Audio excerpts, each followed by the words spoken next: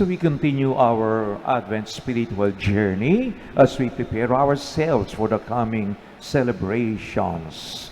Of course, we talk of many celebrations because we just don't prepare for the celebration of first coming of Jesus, but also for his second coming. For in the end, there will be judgment. And our attitude should not be one of fear, but should be one of joy. I'm sure while we were listening to the first reading, again, an excerpt from the book of the prophet Isaiah, this is the book of consolation. We have that beautiful image of God as a father. I, the Lord God, I, the Holy One of Israel, teach what is good and lead you on the way you should go.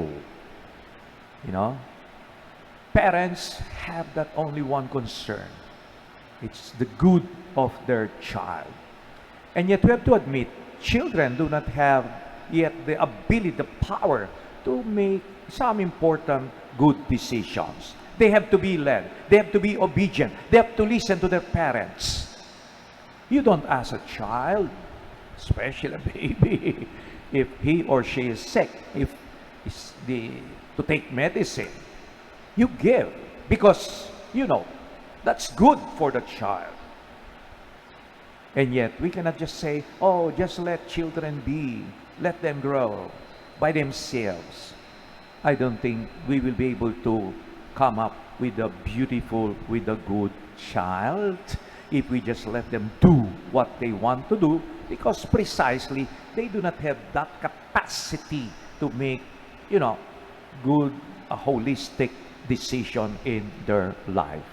So during the season of Advent, we come to appreciate more the goodness of God as a Father. The Father sending His only Son. The Father was willing to let His Son undergo this passion and death that we may be reconciled to Him. Who wants a father? Who wants his child to suffer? But God, as a Father, allowed that so that we can be reconciled to Him, so that we could see His goodness, so that we could appreciate how much He loves us. So we hope and pray that as we continue our journey, it's a festive, mood, because although Advent has a penitential element, and yet it's not emphasized, unlike during Lent. Penitence is quite focused.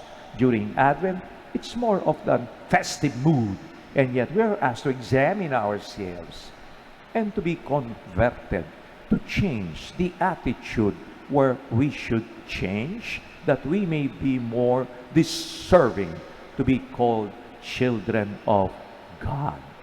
It's interesting. A lot of us are parents.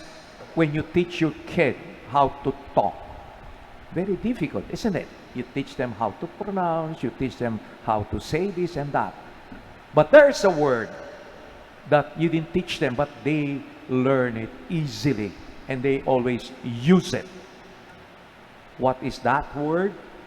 No. You give them vegetables or things that they like. No.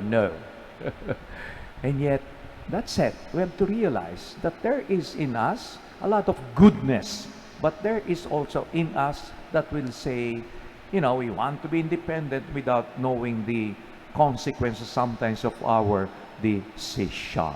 This is what Jesus tries to say in the gospel today. It's not easy to please people. What's important is we try to please God first of all. Aesop has that story. He writes a lot of fables. He's a Greek writer. And there was a father and a son who were on their way to the market to sell their donkey. So they were accompanying the donkey. They were walking. And they heard from as they passed by from a group of people, those father and son, they're not practical. There is a donkey. Why don't they use it? So the father said, son, you ride on the donkey. And then they pass another group of persons. Look at that young man. He does not consider his father. He's just walking. So the son got off the donkey, and so the father uh, rode on the donkey. Then another group heard, look at that father. He's very inconsiderate. He does not give way to his son. So it proceeded to walk, and they decided both of them would ride on the donkey. And another group said, look at those father and son. They are very inconsiderate to their animal. So they decided, okay, they tied the donkey, put a pole, and they carried the donkey. And they passed the bridge, and the donkey was uneasy, struggled, and he fell on the river, and they lost the donkey. And the father was angry. Going home, he lost the donkey, didn't get anything. So he learned a lesson. You cannot please everybody. My dear friends, we cannot please everybody. What's important is our pleasing to God. That's should be our number one concern. So during the season of Advent, we try to examine our attitude, our orientation, our way of looking at people, looking at things, and even looking at God. He's a Father who cares for us, sending His Son, very precious to Him, allowed Him to be crucified for you and me because of His great love for you and me.